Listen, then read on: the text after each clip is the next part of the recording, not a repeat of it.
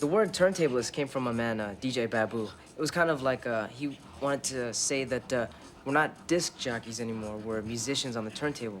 So if people say, what are you? Oh, I'm a DJ. Oh, okay, so you must, what radio station do you play at? Or something stupid like that.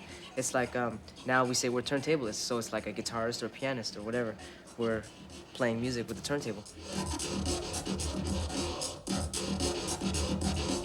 Pretty much like in my head, I'm kind of like rapping, but and it comes out on the turntables with the scratch, you know what I mean? Like if I see someone in the audience, like, look at that guy with the thumb in his ass, you know, or some shit, you know, it's like, and it comes out. Devices like cutting, the art of changing tracks exactly on the beat, backspinning, which is to make the needle repeat parts of the song, and phasing, minute, speed of the turntable are used to create these sound montages.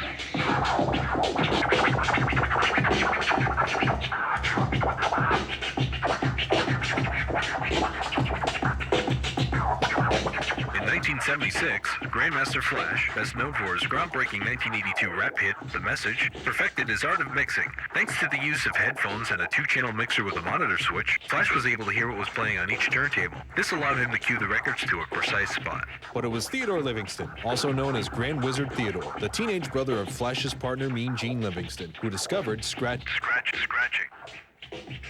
Scratching for me is like, it's more than a hobby. It comes right after school. For me, school's always number one, but right after you have like teaching, I practice as much as I can. Like, I manage like to be able to do all my homework and be able to practice as much as I can every day. And like, often I don't have like any more time than that. I practice, I do my homework, and that's all the time I have.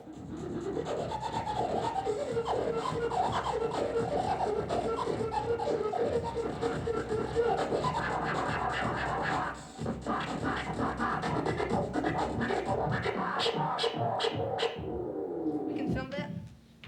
Like, I'm ready to film now.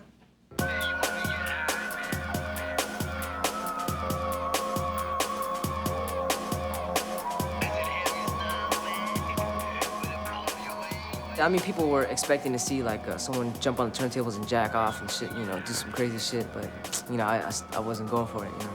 I remember Jimi Hendrix was doing a lot of body tricks before, you know, in the beginning of his career. Then after, he was like, hey, wait a minute, let's you know, I just want everyone to listen to the music instead of, you know, tripping on me breaking all the guitars. I can't be doing that the rest of my life, you know, burning guitars, throwing whatever. And Miles Davis too, he was like, you know, forget, like, cause before him was Dizzy Gillespie and Louis Armstrong, and they would always smile and stuff playing the trumpet, you know what I mean? And so it was like, he was like, forget all that smiling stuff, just listen, you know?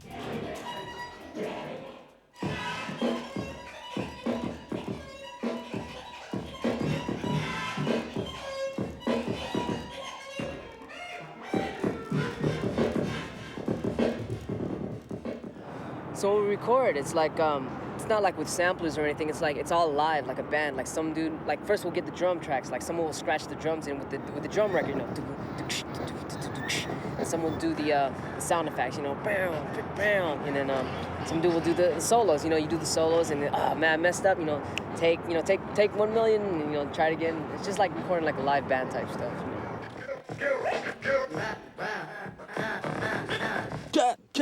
Cut, c'est comme cut. Dans le principe de la haine, en tout cas, ça a été, on va dire, un tremplin par rapport à moi. C'est Mathieu Kassovitz qui m'a appelé en me disant, voilà, ça serait bien si tu pouvais apparaître dans le film, faire une scène.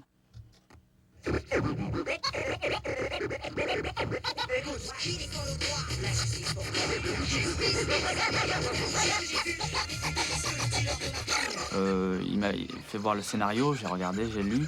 Je voyais à peu près le principe du film. Il m'a dit fais ce que tu sens. On a travaillé ça et puis c'est sorti ce qui est sorti. On a essayé quelques trucs.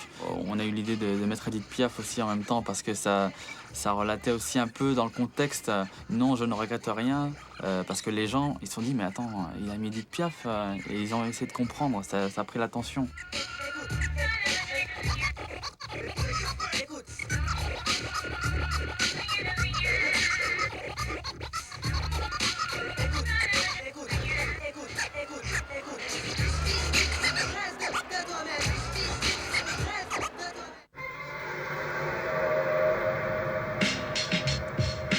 Avec veces me meten, a veces me sacan, a veces me mojan, a veces me secan. Todos pisando la misma mierda, todos pensando en más billetes, en vidas más cómodas y el porro que me lo rulas. Yo estoy por aquí haciendo mis movidas, tengo mis bajadas y tengo mis subidas. Se acaba el disco. Este es mucho muchacho. Los DJs de house, o sea, si ponen 3 platos sonando a la vez, hacen muy buenas ecualizaciones, ponen muchos discos, pero un DJ de rap es la bomba. ¿Y por qué? Porque compite. Porque yo le veo a él y le digo, voy a venir dentro de 2 meses y te voy a follar por el culo, ¿sabes? Y por eso subo, y subo yo como persona y como todo. Todo lo que gira a mi alrededor sube porque yo subo y soy más bueno cada vez en algo.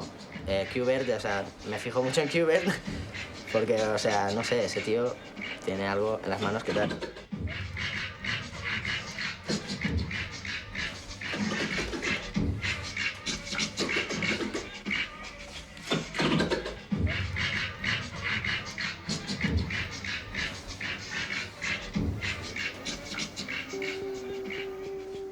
Called Bringing the Noise, Bringing the Funk, which traces the roots of African American history from the very beginning to present day. And it starts with when they come on the slave ship with tap dancing, and shows how from tap dance throughout the years, right up until present day, it leads into hip hop, because it's all about beats, rhythmic beats from day one to present day. 88 Hip Hop. Once again, it's a hip hop show that deals with the 4 elements of hip hop: b-boying, breakdancing, which is breakdancing, DJing, MCing, and graffiti. And the show is online. So people anywhere live can punch in on their computer or through the internet and hear our show live from New York City. So you could be in Japan listening to it live, or Canada, wherever you're from. What made you start DJing? What was the first thing that inspired you? You know what I'm saying? I had my uncle that used to have like the sound system, not for DJing, but just for home. I was inspired by that, and there was a friend of mine that used to sound like a radio person up in the projects I grew up at in Colonial Project next to the pole grounds. That's where I come from. You know what I'm saying? So after then, that inspired me, and I was going to Dewa Clinton, and I used to go to all the parties in the Bronx, and then my people used to, yeah, that's me. And then after a while, a lot of people used to tell me about Kool Herc. So I was going to this club on Jerome Avenue called the Twilight Zone. I stepped in there for the first time, and I saw people was just doing something strange. Different way of dancing. The lingo was all kind of crazy. If there was no DJ, such as Kool Herc, for instance, the first man to take 2 breaks to a record and continuously spin them together, the B-boys wouldn't be getting down the way they do now. I mean, it was thanks to a DJ who would play it out of a window from a house or in the street or in a car, or the musicians, which is a DJ is a musician. No music, no B-boying. A B-boy will only dance to what he feels.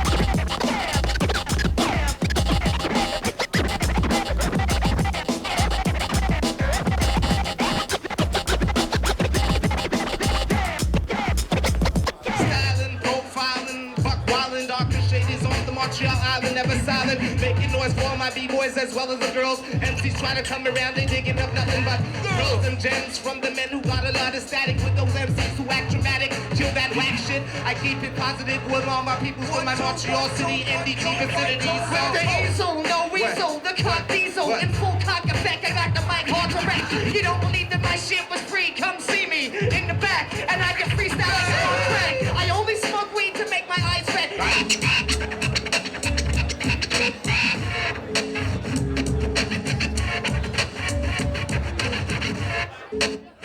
I mean, music is a necessity, more so than, let's say, music's just more, let's say, it has more of an impression on people than a painting on a wall or a graphic on a t-shirt or a page on the internet or whatever it is, these various things that I might do visually. Music has a tendency to bring people back to their roots, no matter what they might be. There's the thing in all of us animals where we know about the beating of the drum and we move our bodies to it, and that's what the music does to me. You know, it could be some bugged out Israeli or, you know, Arabic chanting. It could be just some, you know, Eric B for president. It could be whatever. We do it like this and we do it like that. We grab the microphones and we hit you with the impact. Like this, they do it like that. We grab the microphones and on the 12 for impact. Do it like this, we do it like that. I just wanna get. Oh, hey, what's the fucking prognosis? Listen to this shit, I split up like mitosis. Yo, cellular parabellum. Push forth, afraid to backtrack. Remorse, grave thoughts, flashback. Cold concrete halls, pitch black. Beyond these walls, with crack. Men of all races, brought steel slate tracks. None have seen sunlight. Well, I'm a house DJ and a producer. I love house, but I can't lie. I started with hip-hop. Hip-hop, back in the days, was more of a positive thing. It was more of a party thing. Now hip-hop is more of a ghetto thing, where all the lyrics is about smoking weed, shooting people up, drinking. And how can you go on TV and say, well, I'm trying to send a positive role when you're talking about hip-hop and shooting people and gangbanging? I don't find a connection there.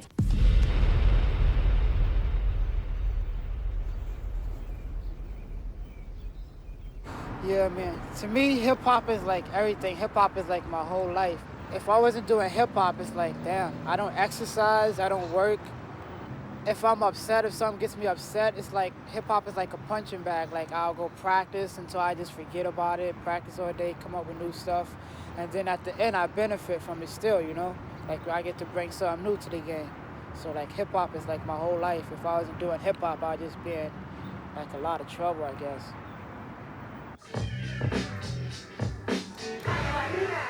I'm getting busier. I'm double platinum. I'm watching you get dizzier.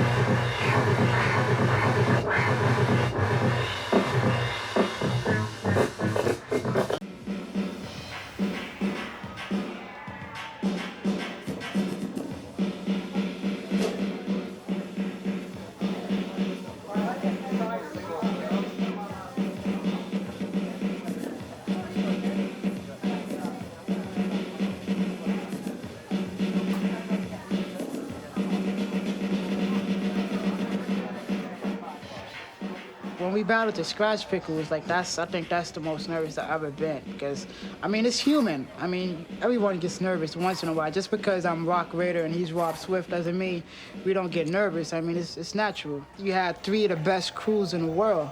The Invisible Scratch Pickles, Beat Junkies, X-Men, all on the same stage, just busting back to back.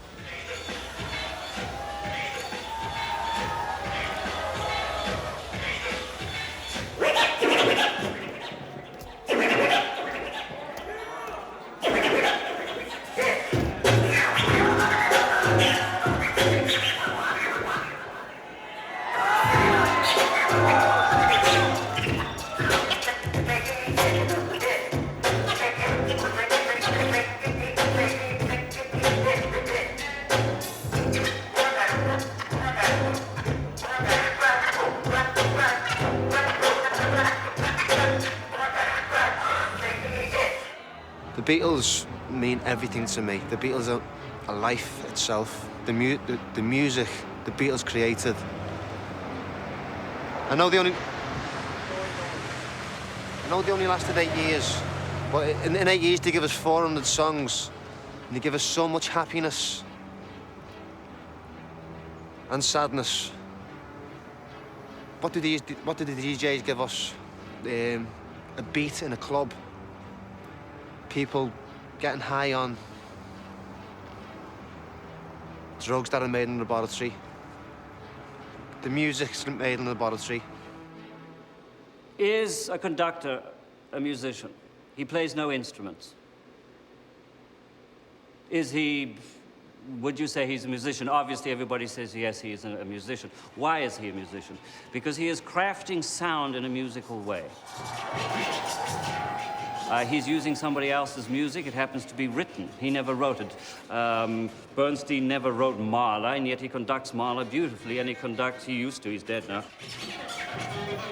The New York Philharmonic wonderfully with 120 people, but he himself never played a single one of those instruments. So I'm not quite sure why people have this problem with people who create sound in a musical way and then suggest that because they're not actually playing the instrument that they're not the artist. I think it's a bogus question, quite frankly. I think it's a bogus attitude.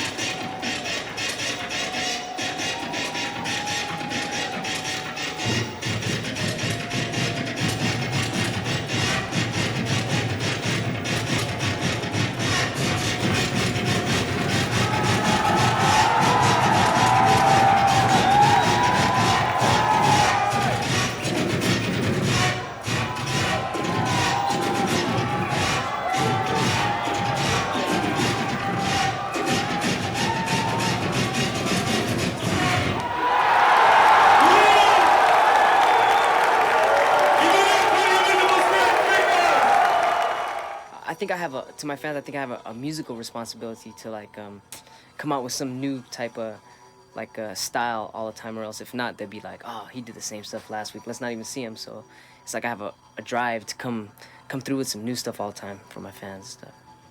It seems like we're pioneering this music that hasn't been made yet, but it's definitely gonna be there. It's definitely gonna come. A big turntable, like extravaganza orchestra, something. We're just planning for something in the future that hasn't been made yet.